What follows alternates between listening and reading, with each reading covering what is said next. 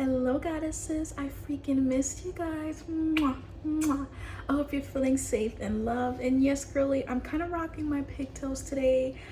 I know they kind of look crazy, but I just literally took off my bonnet and they only look like this because I didn't want to have like the full long Rapunzel effect right now. I just want to talk to my girlies because one of my goddesses asked me, hey goddess, like, how do you stay feminine when you're working a job 24/7?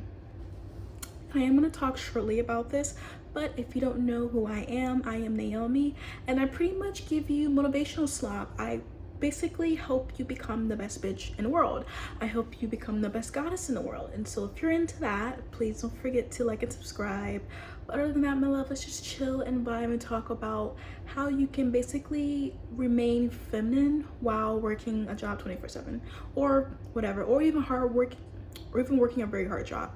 Girly, you know I always like skip over my words because I get very excited when I talk to you. So other than that, let's talk about it.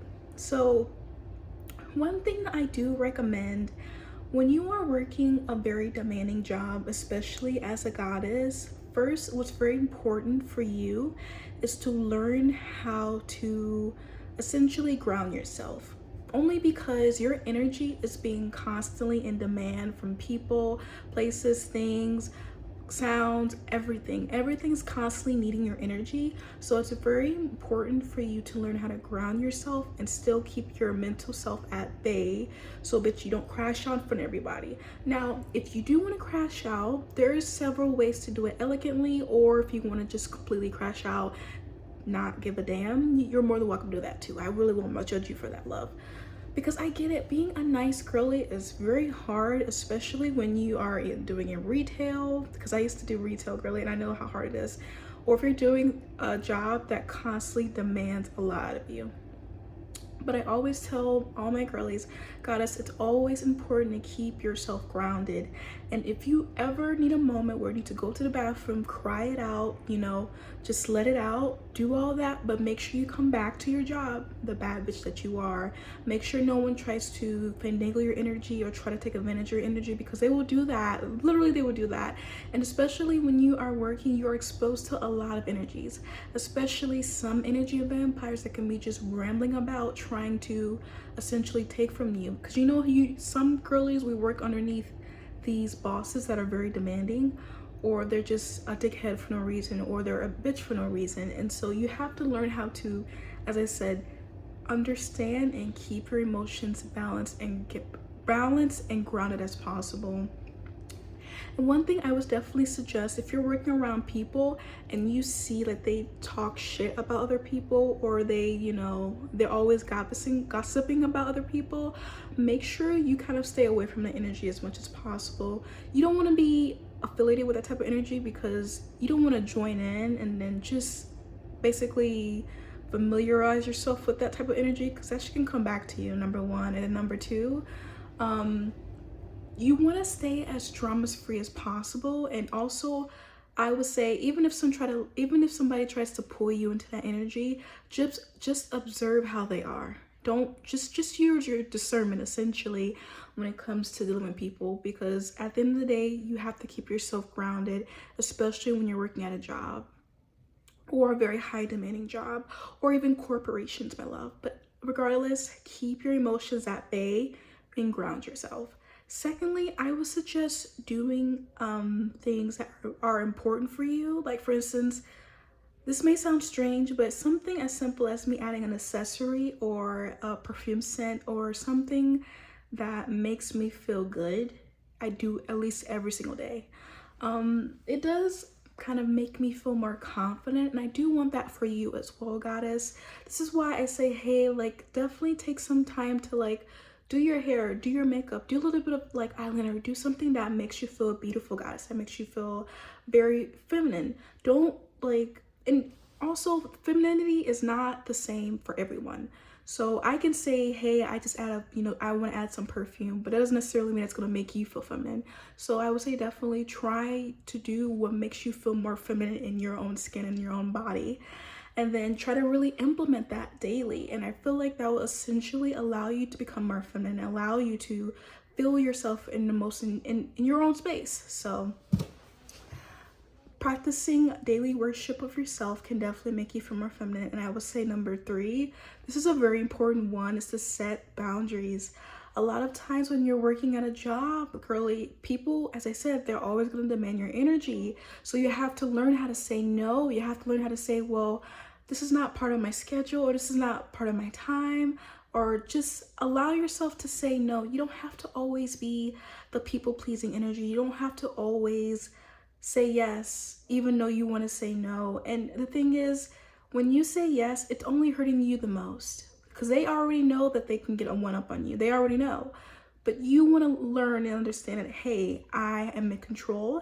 I can say no. I don't have to agree to everything. I don't have to say I can do a task that, you know that it will take up time, a lot of time to do, and I know I have so much to do. Like, don't overload yourself. Allow yourself to set boundaries, because at the end of the day, my love, you are a human, you are a goddess, and I think it's very important as a woman to learn how to say no. And that is the most powerful word that you can ever learn for yourself. And don't feel bad for saying no to your boss. Don't feel bad for telling clients or your customers like, hey, I don't feel for this, or hey, I'm not really, allow yourself to just continue to, even if you're uncomfortable with saying no, you can always say, well, I'll reflect on it, I'll think about it, right? And then eventually getting up saying no. Like, you don't have to immediately go in and say no, but at the same time, learn to set boundaries and just learn to say no. You don't always have to be, as I said, in that pleasing energy, because if people constantly see that and you're constantly at work, they're going to at least try to run you over. They're going to try to take advantage of you. So you don't have to be that quote unquote innocent girl or whatever. Bitch, say no and learn to say no firmly. And if you are one of those people where you have to say no and feel the silence, don't do that. Just say no and just look at them. Just say, no, I can't do that. Like, do you see the energy? Like, do it with your eyes, and do it with, like, not your face, just your eyes. Just be like, no, I can't do that for you, boss. Or if you want to be the sly bitch and be like, no, I can't do that for you, boss. I'm just kidding. You cannot be like that. Don't be like that. But I'm just saying, love, just learn to set boundaries. And especially, this is also the last one, number 4. This is very, very, very, very, very important.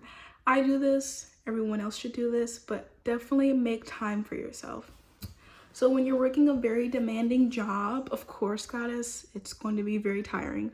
You're constantly expelling masculine energy. You're constantly in the motion of action, action, action, and not much rest. So what I do recommend when you go home, love, make sure you take time for yourself. Make sure you take time to relax for yourself.